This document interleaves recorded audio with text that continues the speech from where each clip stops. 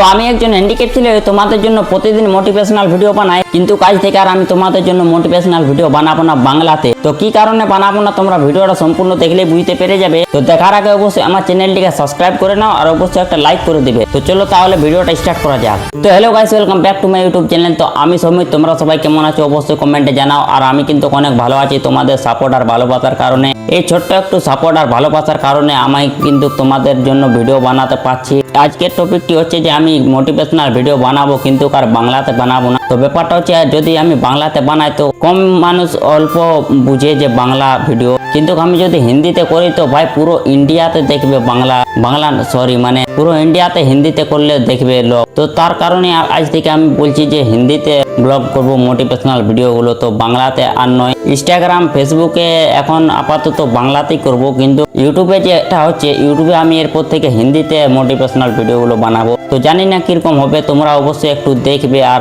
আমার কিছু ভুল হলে একটু তোমরা অ্যাডজাস্ট করে নিবে। কারণ এর আগে আমি একবার ট্রাই করেছিলাম হিন্দিতে ব্লগ করা, তখন করেছিলাম কিন্তু আমি নিজের থেকে ছেড়ে দিয়েছিলাম, যে আমি দেখছিলাম যে আমি বলতে পারছি না ভালো করে হিন্দিগুলো। তো এরপর থেকে আমি জানি যে এখনো পারবো না, কিন্তু তাও আমি তোমাদের জন্য যেভাবে পারবো সেইভাবে ভিডিওগুলো বানাবো। তোমাদের অবশ্যই একটু ভালো লাগবে আমি জানি, আমার নিজের থেকে পুরো ট্রাই করব তোমাদের ভালো লাগার জন্য। তো অবশ্যই তোমরা আমাকে অনেক সাপোর্ট করছো আর এইভাবে সাপোর্ট করো। তো এটাই বলা ছিল যে আজ থেকে বাংলাতে নয়, এরপর থেকে হিন্দিতে মোটিভেশনাল ভিডিওগুলো বানাবো। চলো তাহলে এইটুকুটা জানানোর ছিল। তো অবশ্যই আমার চ্যানেলটিকে সাবস্ক্রাইব করে নাও আর অবশ্যই যাওয়ার আগে একটা লাইক করবে আর একটা কমেন্ট করে দিয়ে যাও, তাহলে তোমাদের জন্য পরের দিন থেকে এরপরে নতুন নতুন মোটিভেশনাল ভিডিও নিয়ে আসছি, বুঝলে? তো তোমরা রেডি থাকো। তো চলো তাহলে এবার টাটা, বাই বাই।